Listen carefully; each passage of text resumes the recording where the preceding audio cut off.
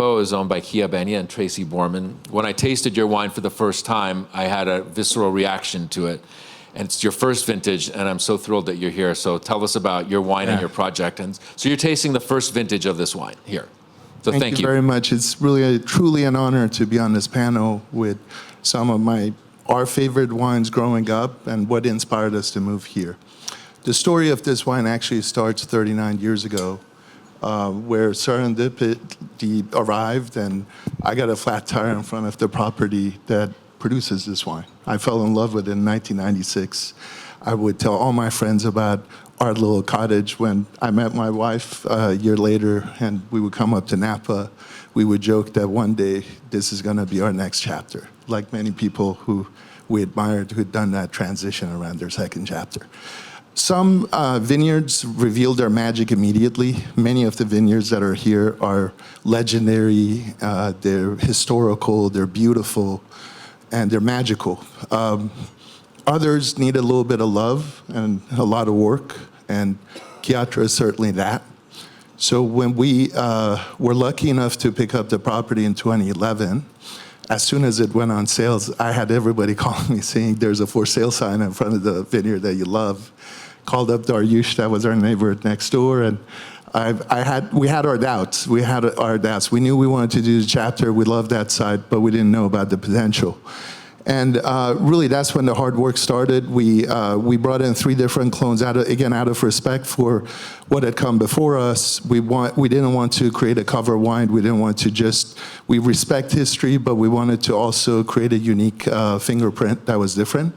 We brought 3 different clones, 412, 368, and 685, to give us a little bit of diversity.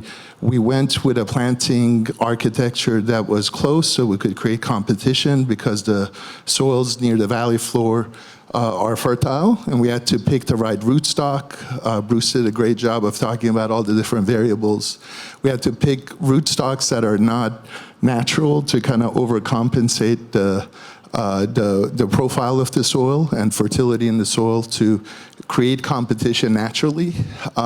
And then, of course, 2011, if you remember, was the wettest year in memory. So everybody thought I was crazy buying a vineyard that was full of water, but we got a good price on the property because of that, and we had a lot of time. So fast forward from that to 2017, we had begun to grow the grapes, and our grapes were going to some great homes. Elias was a big supporter at Schaefer, and he brought in our grapes, and that's when we knew the vineyard had the potential.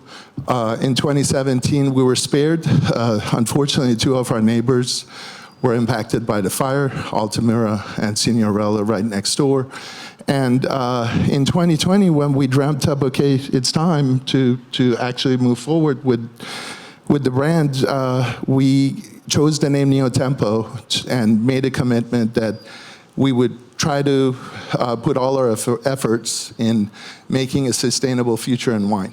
We had the advantage of not having customers, so we could take big risks and have crazy bottle shapes and things that, perhaps for a lot of the other brands would be riskier. I come from that innovation kind of background, and our goal was to make a great wine, but more importantly, to give back to the community that supported us.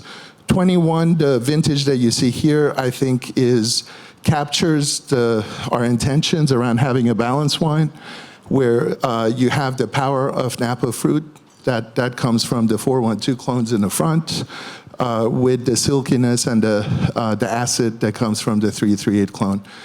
In this particular blend, we're using only 2 of the clones. In other vintages, the variety will change. Thank you. Thank you. That was great.